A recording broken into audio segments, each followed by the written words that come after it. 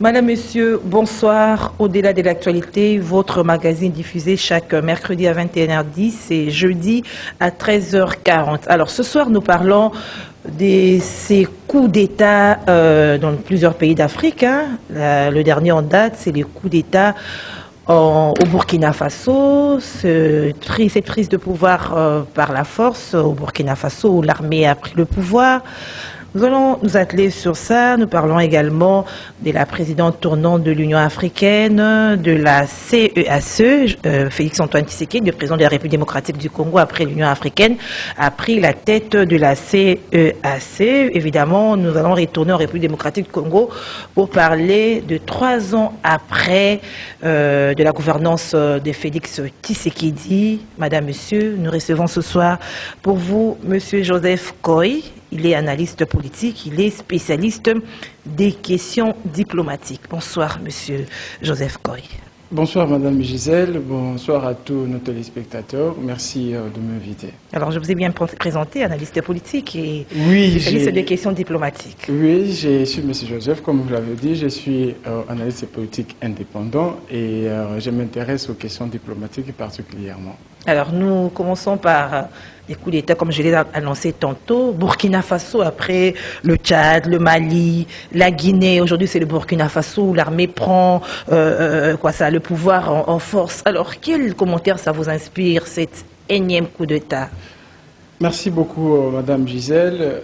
Il faut dire que lorsqu'il y a un coup d'État dans un pays, il y a toujours des raisons qui sont à la base de cet acte-là. Nous avons, il y a une année, des ans assisté à plusieurs coups d'État, particulièrement en Afrique de l'Ouest, où nous avons vu au Mali, au Tchad, à Guinée. Et le dernier coup d'État en date, c'est celui de Burkina Faso.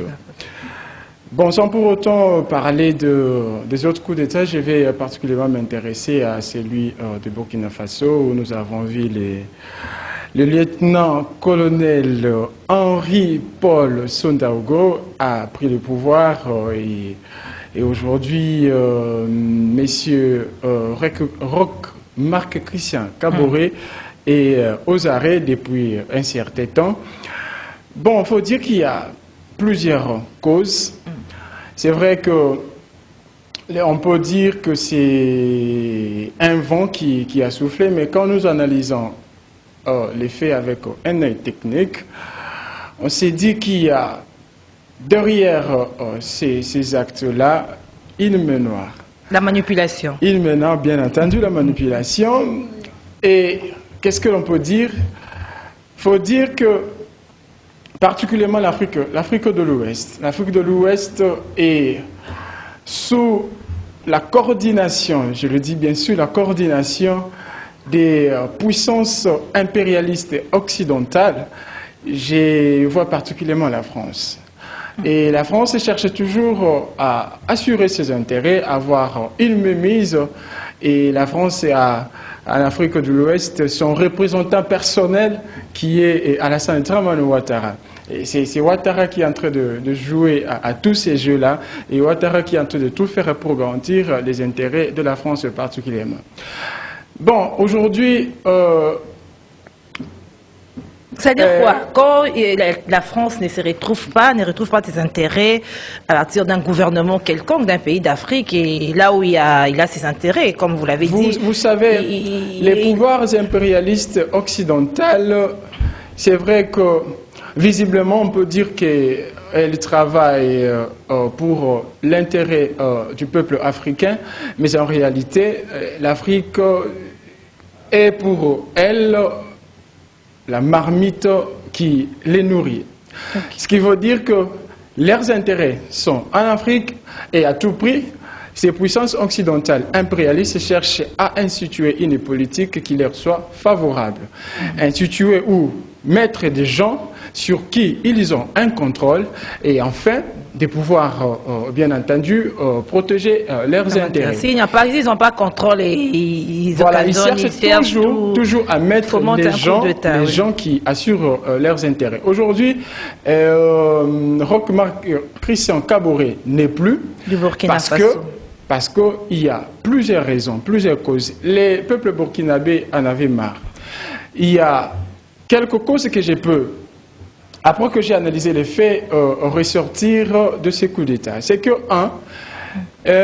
Kaboré n'a pas pu réunir ou unir les deux camps au Burkina Faso. Je vois les camps compaoristes, c'est-à-dire les camps de Compaoré, et puis les camps de Sankara. Parce qu'il y a l'idéologie de Thomas Sankara qui reste, il y a ceux qui continuent avec qui continue cette lutte-là amorcée par Thomas Sankara. Et Blaise Compaoré aussi avait sa philosophie de travail. Ce qui fait que nous avons au Burkina Faso des idéologies, des camps. Et quand Kaboré est venu, Kaboré n'a pas pu réunir ces deux camps, ce qui fait qu'il a déjà échoué sur ce point. La cause la majeure et la plus dure, c'est que il y a eu coup d'État au Mali et la CEDEAO s'était réunie pour prendre un certain nombre de sanctions contre le peuple malien. Ce qui fait qu'il y a eu plusieurs chefs d'État africains, particulièrement ceux de l'Afrique de l'Ouest, qui ont participé à ce que je peux appeler messe noire. Pourquoi? Parce que la résolution ou cette réunion avait pour but de mettre en embargo le Mali. Malheureusement pour eux, ils ont oublié le fait que le Mali, le Burkina Faso, le Ghana et bien d'autres pays partagent cette fraternité-là. Ce qui fait qu'il y a cette union, et parce que Kaboré a assisté à cette messe noire-là, eh bien, le peuple burkinabé, qui est un peuple frère au peuple malien, n'a pas pu digérer cela, Au-delà de ça, c'est que Kaboré a oublié, c'est pourquoi il est au pouvoir, a oublié que c'est pour les peuples qu'il est là, c'est-à-dire travailler pour assurer l'intérêt du peuple burkinabé et aussi prendre soin de l'armée. Malheureusement, il s'est livré dans un exercice tel qu'il ne s'est pas occupé du peuple burkinabé, il a oublié aussi de prendre soin de l'armée. Et quand vous êtes président de la République et que vous assurez le pouvoir de cette manière-là, madame, rassurez-vous que votre chemin est... c'est-à-dire, vous êtes prêt ou vous êtes à la porte d'un coup d'État, vous êtes à la porte d'être chassé. C'est-à-dire parce que le peuple ne s'y retrouvait pas. Le peuple ne s'y retrouvait pas. C'est pour cela qu'ils soutiennent même l'armée qui est à la base de ce coup d'État. Bien entendu. En fait, c'est effectivement ça. Quand il y a un exercice du pouvoir qui a pour but de mettre en péril l'intérêt du peuple, eh bien, je peux considérer cela comme un pouvoir qui est sur la rue. Et lorsque le pouvoir est sur la rue, l'armée doit prendre ce pouvoir et le remettre à son propriétaire qui est le peuple. Et voilà, c'est ce qui s'est passé, Bien des présidents africains oublient cet aspect de choses, oublient qu'ils sont pour la plupart des cas élus au suffrage universel direct, c'est-à-dire élus du peuple, oui. Et c'est le peuple qui constitue les socles, les sous-bassements, les fondements du pouvoir. Mais comment se fait-il que moi je vous mets quelque part, je vous donne un mandat, c'est-à-dire vous travaillez pour mes intérêts, vous me représentez, et quand vous y êtes, vous ne pouvez pas faire autre chose que c'est pourquoi je vous ai envoyé. Conséquence, c'est que lorsque vous partez en dehors de lignes que je vous ai prescrites, eh bien, la logique, c'est que je vais vous retirer les mandats. Pourquoi? Parce que c'est lui qui donne les